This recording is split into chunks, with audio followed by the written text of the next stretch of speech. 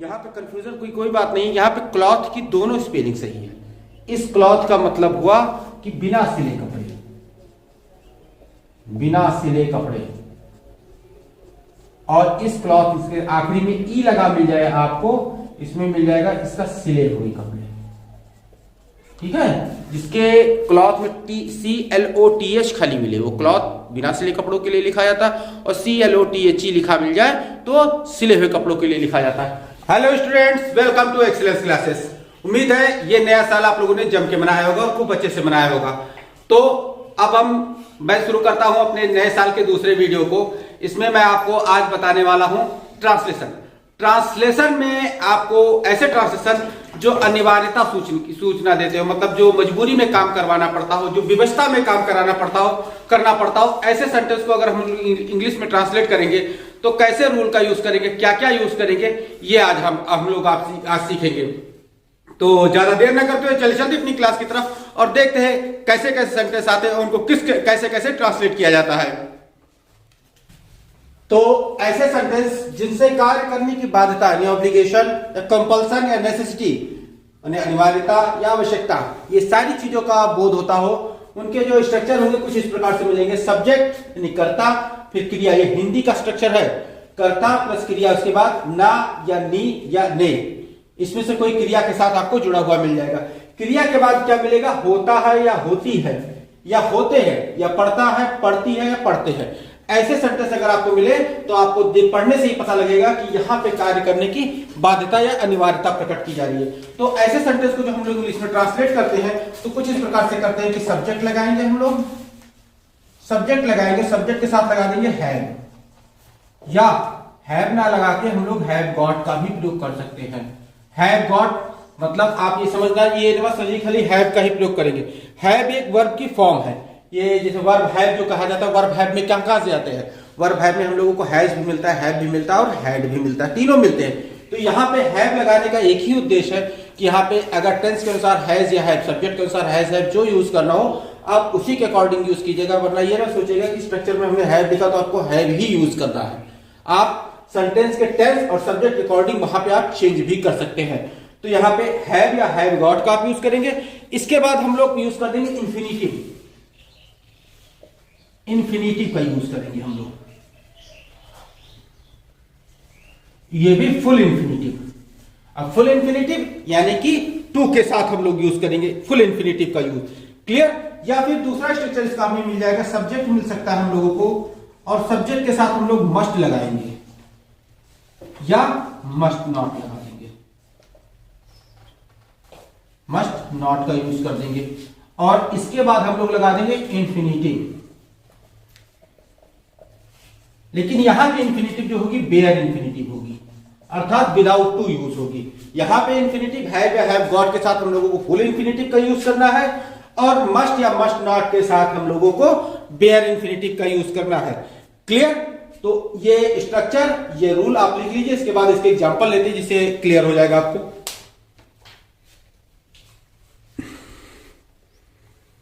तो यहां पे देखिए एग्जांपल मैंने लिखा कि उसे भीख मांगनी होती है या उसे भीख मांगनी पड़ती है। तो इसको जब ट्रांसलेट करेंगे तो जाएगा ही हैज टू बेग। ये पहला स्ट्रक्चर। जैसे दूसरा स्ट्रक्चर मैंने क्या लिखा था, तो हो जाएगा he has got to beg. या फिर आप इसमें मस्ट का भी यूज कर सकते हैं, ही मस्ट बेग। ठीक?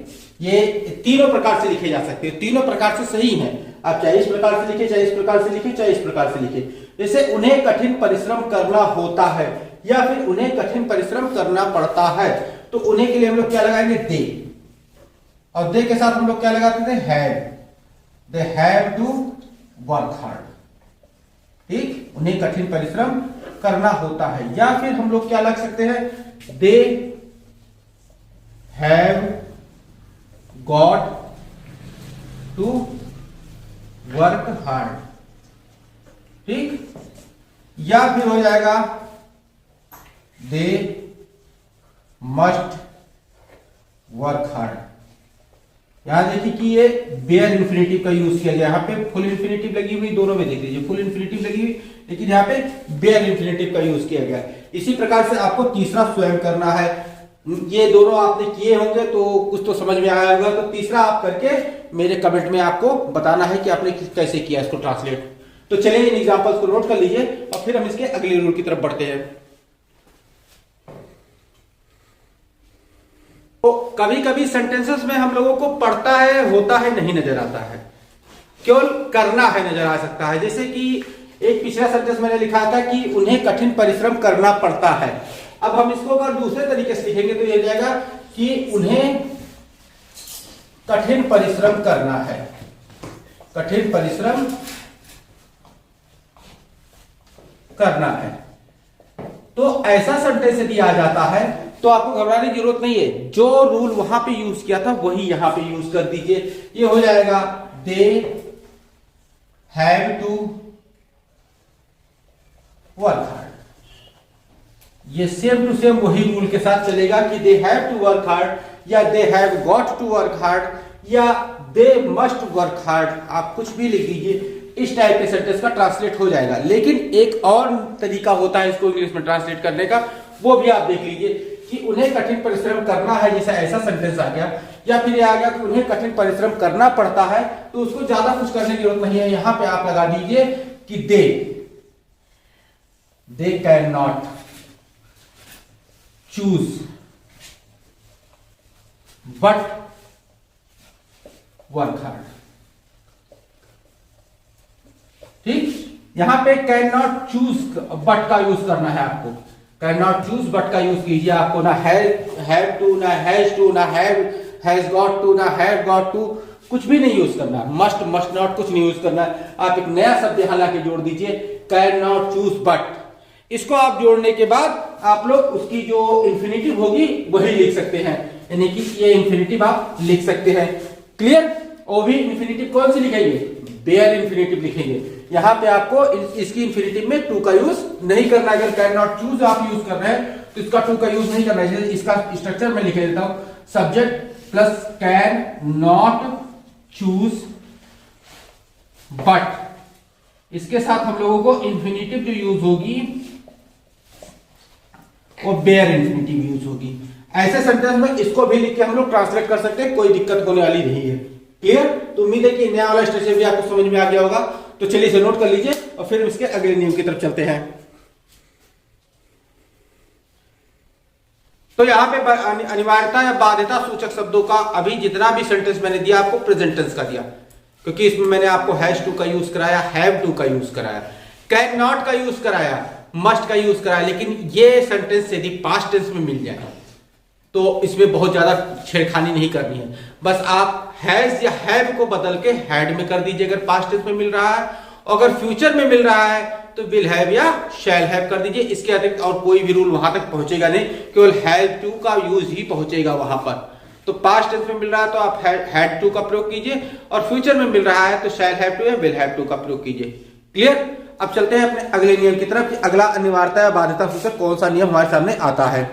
तो अगला सेंटेंस हमें कुछ इस प्रकार से मिलता है कि अनिवार्यता या बाध्यता, उसमें जो कंपल्सेशन होती है उसकी संभावना व्यक्त की जाती है, उसकी पॉसिबिलिटी व्यक्त की जाती है, और उस सेंटेंस को पढ़ने से पता चलता है कि वो कार्य आगे आपको भविष्य में बाध्य होकर करना पड़ेगा।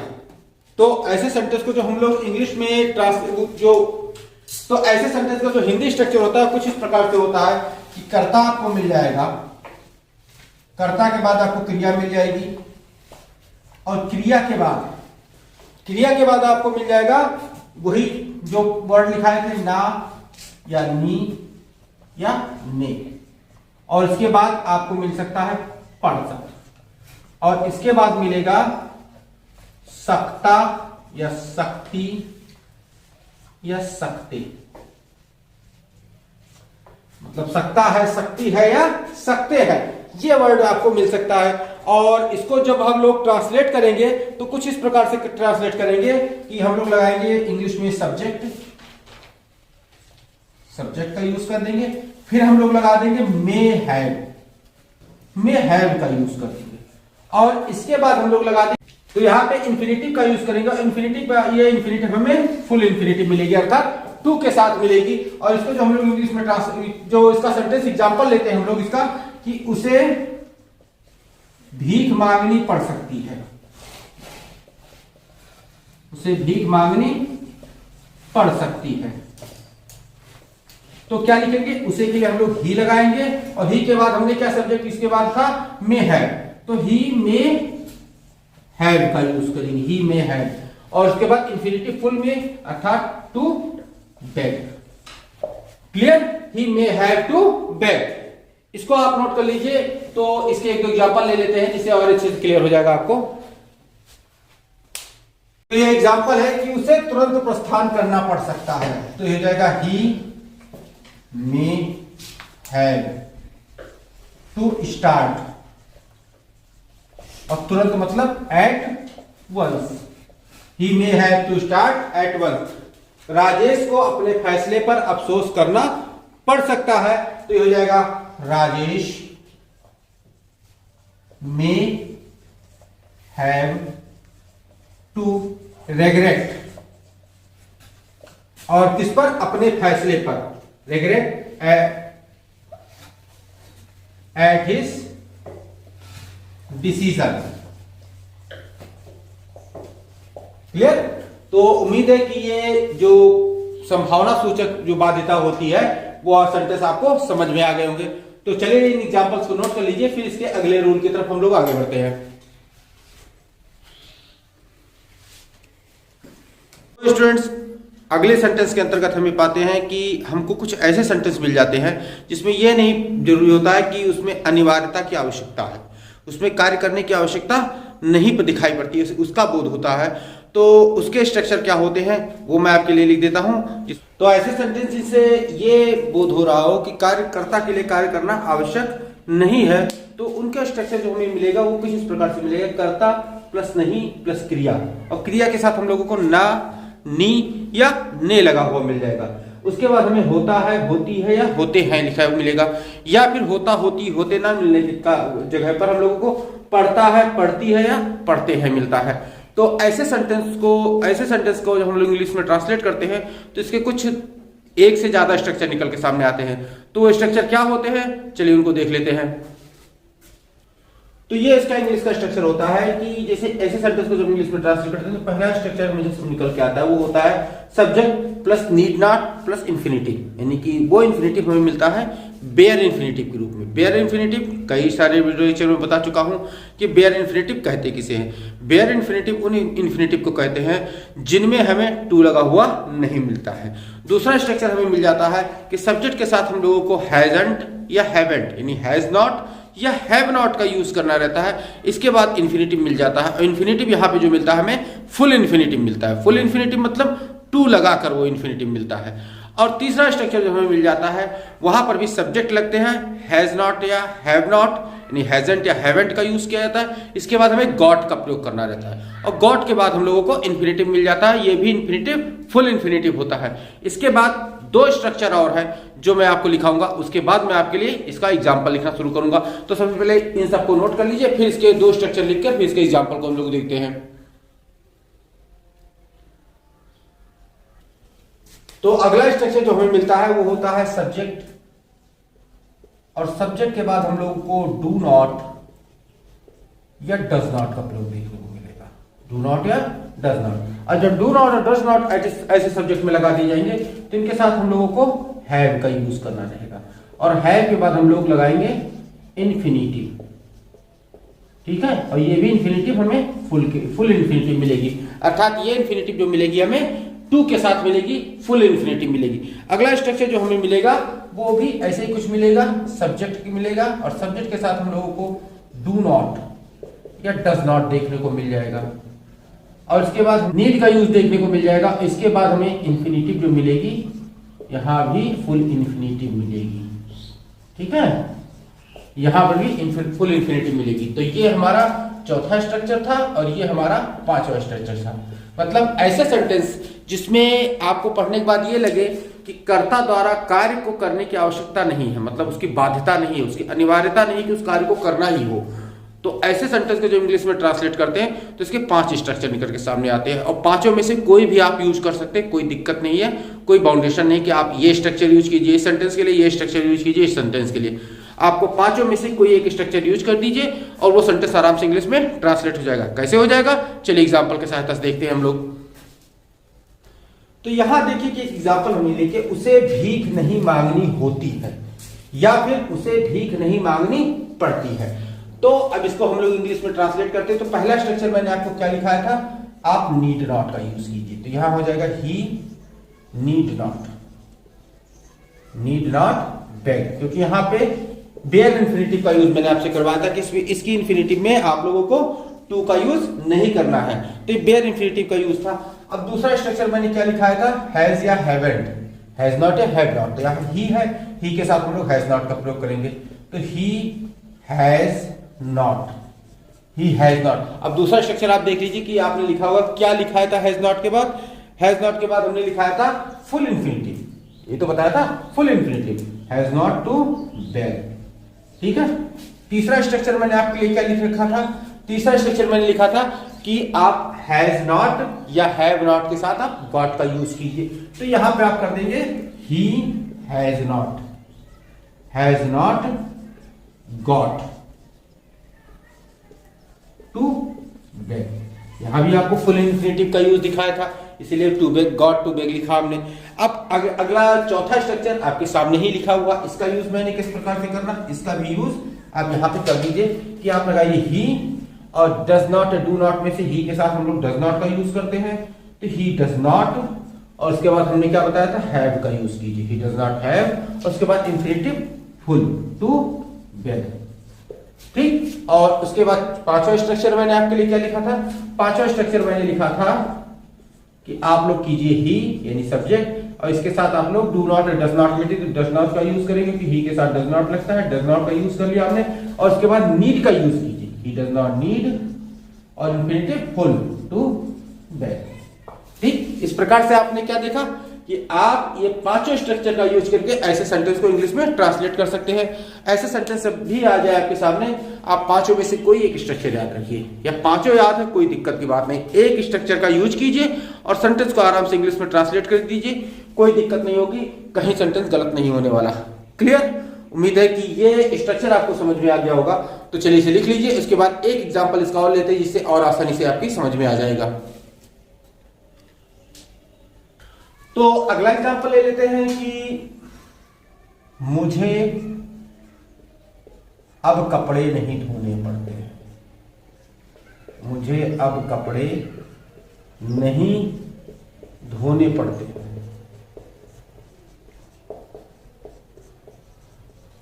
तो क्या हो जाएगा, पांचों स्ट्रक्चर आप यूज कीजिए, इसमें पांचों को यूज करके आप ट्रांसलेट कीजिए कि मुझे अब कपड़े धोने नहीं पड़ते हैं।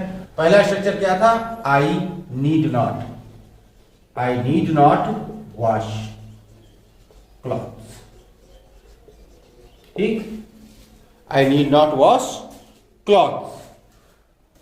तो यहां पे आप लोग एक चीज ध्यान रखिए कि मैंने आपको क्लॉथ्स लिखा था, यहाँ पे एक दो वर्ड लिखे जाते हैं क्लॉथ में, आप लोग कंफ्यूजन होती होगी हमेशा, कहीं पे क्लॉथ ये लिखा मिलता होगा और कहीं पे क्लॉथ ये लिखा मिलता होगा, तो इसमें आपको कंफ्यूजन होती होगी कौन सा स्पेलिंग सही है। तो यहाँ पे कंफ्यूजन कोई बात नहीं, यहाँ पे क्लॉथ की दोनों स्पेलिंग सही है।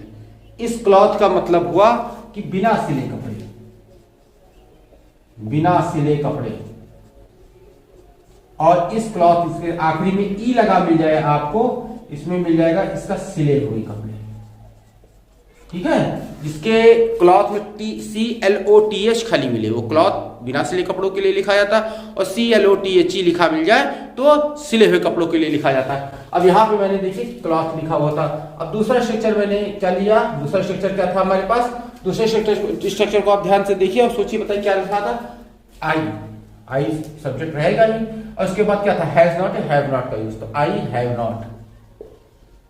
हैव नॉट टू वॉश, क्योंकि फुल इन्फिनिटिव का यूज किया था, I have not wash to wash clothes, ठीक।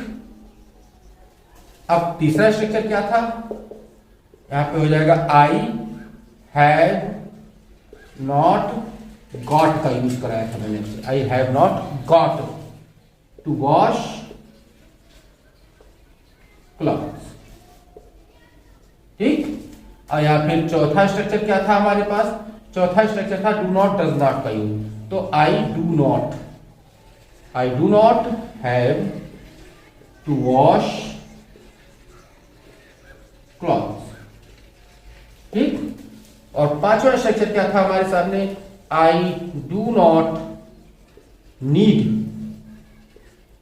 To wash clothes. क्लियर? उम्मीद है कि अब ये पांचों स्ट्रक्चर आपकी समझ में अच्छे से आ गए होंगे।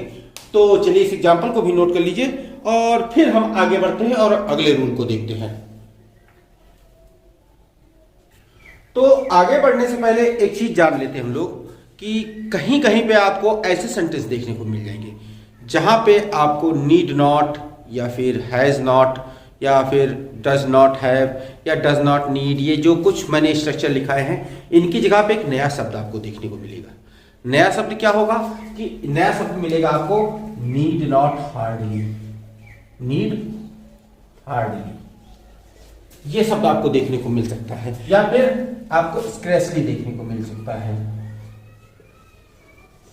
ये दो वर्ड आपको देखने को मिल जाएंगे और इनसे भी आपको आवश्यकता की अभाव वाले सेंटेंस को बना हुआ देख सकते हैं। लेकिन आपको जब ट्रांसलेट करना है तो ये वर्ड आप यूज कीजिए या ना कीजिए, इससे कोई फर्क नहीं पड़ने वाला है। ये सेंटेंस, ये वर्ड बहुत ही कम जगहों पे, बहुत ही रेयर जगहों पे, कहीं 100 में से 10 सेंटेंस में, 100 में से कहीं 5 सेंटेंस में, 10 की बहुत बात कर दी मैंने, 5 सेंटेंस में, 100 में 5 सेंटेंस में ऐसे वर्ड आपको देखने को मिल जाएंगे। इसकी जगह पे मॉडर्न इंग्लिश में मोस्टली हम लोगों को नीड नॉट का यूज देखने को मिलता है। ठीक है, नीड नॉट का यूज ये देखने को मिल जाता है मॉडर्न इंग्लिश में। इसकी जगह पे हम लोगों को नीड नॉट का यूज देखने को मिलता है। तो यदि कहीं पर आपको कहा जा रहा है कि आप नीड नॉट का यूज ना कीजिए और आवश्यकता की अभाव वाले सेंटेंस को बिना नीड नॉट की यूज के साथ बना के दिखाइए, तो आप इन वर्ड्स का यूज करके नीड हार्डली या स्क्रैचली का यूज करके भी सेंटेंस को आराम से बना सकते हैं। एक एग्जांपल लेके देख लीजिए कि कैसे सेंटेंस बनाए जाते हैं। कि कहने की जरूरत नहीं, कहने की जरूरत नहीं। अब ये सेंटेंस दे दिया गया आपको और कहा गया कि इसमें आप नीड नॉट का यूज ना कीजिए, तो आप क्या करेंगे? तो यहां पे आप लोगों को ट्रांसलेट करा होगा कि आई, क्योंकि कहने की जरूरत नहीं, इसका जो सेंस निकलता है मुझे कहने की जरूरत नहीं है। तो I need not, need hardly. ठीक है, आई नीड हार्डली का यूज कीजिए और mention, I need hardly mention, मुझे कहने की जरूरत नहीं। या फिर आप कर सकते हैं आई नीड स्क्रैचली मेंशन। यहां देखिए आपको स्क्रैचली मैंने खाली लिखा दिया था, लेकिन इसके साथ भी नीड जुड़ा हुआ है, बिना नीड के ये भी पूरा नहीं होता है। हार्डली और स्क्रैचली में से कोई एक वर्ड आप यूज कर सकते हैं, बाकी नीड उनके साथ लगा रहेगा। और अगर मॉडर्न इंग्लिश की बात की जाए तो इसकी जगह पे आप नीड नॉट का यूज कर दीजिए, इन दोनों को हटाइए। अगर आप इसको इस तरीके से लिख सकते हैं, आई नीड नॉट मेंशन, तो ये मॉडर्न इंग्लिश में अधिकतर ऐसे ही सेंटेंस आपको लिखे हुए मिल सकते हैं। क्लियर? उम्मीद है कि ये चीज आपको समझ में आ गई होगी कि ये अलग से एक वर्ड था जिसको आपको बताना मैंने जरूरी समझा, तो बता दिया। आप नोट कर लीजिए इसे।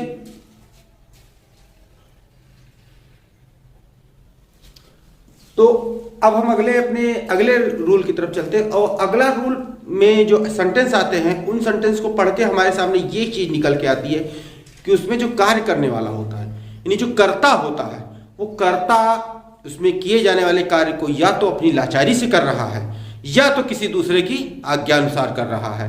तो ऐसे सेंटेंस जब इंग्लिश में ट्रांसलेट करने होते हैं तब आप कैसे कर सकते हैं, वो चलिए सीख लेते हैं हम लोग।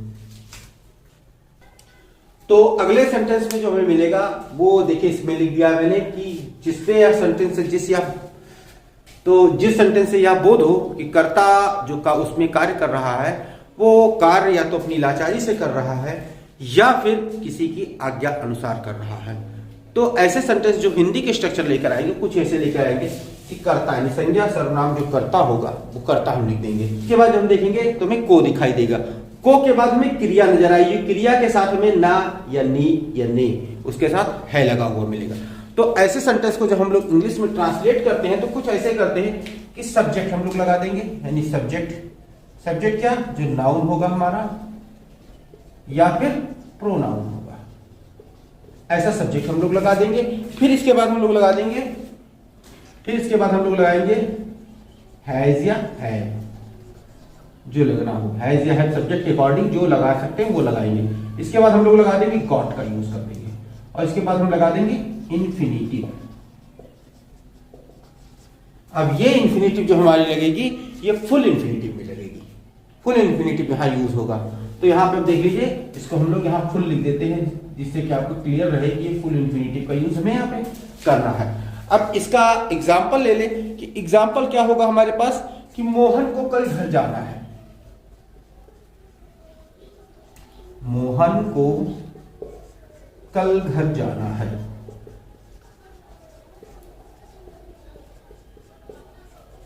ठीक, मोहन को कल घर जाना है। तो यहां पे देखिए सब्जेक्ट है नाउन या प्रोनाउन, तो नाउन है हमारे पास, तो यहां लिख दीजिए मोहन। ठीक, और उसके बाद हैज या है, तो यहां पे हम लोग लगा देते हैं, तो यहां पे हम लोग लगा देते हैं हैज के बाद गॉट का यूज करेंगे, हैज गॉट, और फिर इंफिनिटिव सब्जेक्ट में तो जाने की टू गो, और कहां जाना है, घर, होम, और फिर कल। तो यहां पे कल को सेंटेंस को पढ़ के देख के लग रहा है कि मोहन को कल घर जाना है, यानी कि बात फ्यूचर में की जा रही है। तो फ्यूचर में बात की जा रही है, तो यहां पे हम लोग टुमारो का यूज कर देंगे, Mohan has got to go home tomorrow, Mohan को कल घर जाना है। क्लियर। अब फिर जैसे हो जाएगा, एक और एग्जांपल ले लेते हैं हम लोग कि राम को परीक्षा देनी है, राम को परीक्षा देनी है। अब जैसे एक चीज आपके सामने आ जाती है, अधिकतर सेंटेंसेस में आप लोग देखते हैं कि परीक्षा देना और परीक्षा लेना, ये दो वर्ड आते होंगे। तो इसमें क्या करते होंगे, परीक्षा देने का, जब परीक्षा देने के ना जब इंग्लिश आती होगी तो आप लिख देंगे गिव एग्जामिनेशन, या लेने की टेक एग्जामिनेशन। तो ऐसा नहीं होता, इसमें उल्टा होता है, परीक्षा देना मतलब टेक एग्जामिनेशन, परीक्षा लेना गिव एग्जामिनेशन। ठीक, तो यहां पे कल मोहन को परीक्षा देनी है, तो देने का क्या हो जाएगा हमारे पास, टेक एग्जामिनेशन। तो क्या होगा यहां पे, राम के साथ में क्या लगाना, हैज गॉट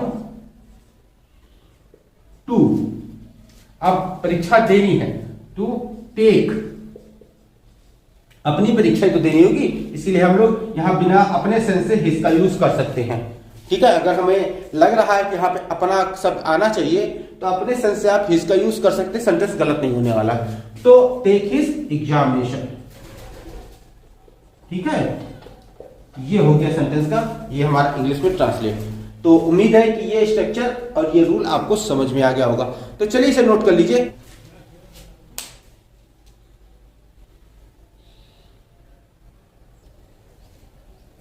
तो स्टूडेंट्स, इसी के साथ आज का वीडियो लेक्चर समाप्त किया जाता है। उम्मीद है इस वीडियो लेक्चर में मैंने जो रूल आपको लिखाए हैं, जो सेंटेंस के नियम आपको बताए हैं, वो सेंटेंस के नियम आपने लिख लिए होंगे और आपने समझ भी लिए होंगे।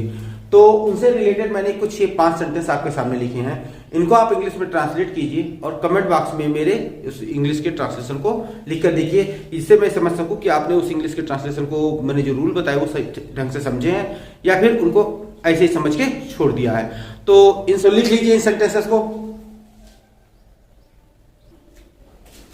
तो यदि वीडियो अच्छा लगा हो तो लाइक कर दीजिए, लाइक करने के साथ साथ खूब शेयर कर दीजिए, क्योंकि मेरे पुराने जो व्यूवर्स हैं उनको तो पता है कि मेरी ये ट्रांसलेशन की सीरीज कई दिन से चल रही है, जिसमें मैं आपको एक से एक बढ़ के ट्रांसलेशन देता जा रहा हूं। लेकिन जो नए व्यूवर्स हैं उनको मैं बताना चाहूंगा कि ये सीरीज अभी खत्म नहीं होने वाली, बहुत बड़ी सीरीज है। ये ऐसी सीरीज है कि जिसमें मैं आपको ये बताता हूं कि एक टीचर, एक इंग्लिश का टीचर अपने इंग्लिश के ट्रांसलेशन को किस प्रकार से अच्छा करता है, किस प्रकार से उसको वो बढ़िया स्मूथली लेके चलता है, जिससे वो आसानी से चेक कर सकता है, जिससे वो आसानी से आप लोगों के ट्रांसलेशन को सही देख सकता है, समझ सकता है। ये बातें कोई भी टीचर बताता नहीं है, लेकिन मैं आपके साथ ये सीक्रेट अपने शेयर कर रहा हूं। इसलिए आप मेरे चैनल को सब्सक्राइब करके रखिए, क्योंकि ये सीरीज बहुत बड़ी होने वाली है और इस सीरीज के अंतर्गत आपको ऐसे ऐसे रूल मैं आपको सामने लाता जाऊंगा जो शायद आपने अभी तक किसी भी टीचर से पढ़े नहीं होंगे।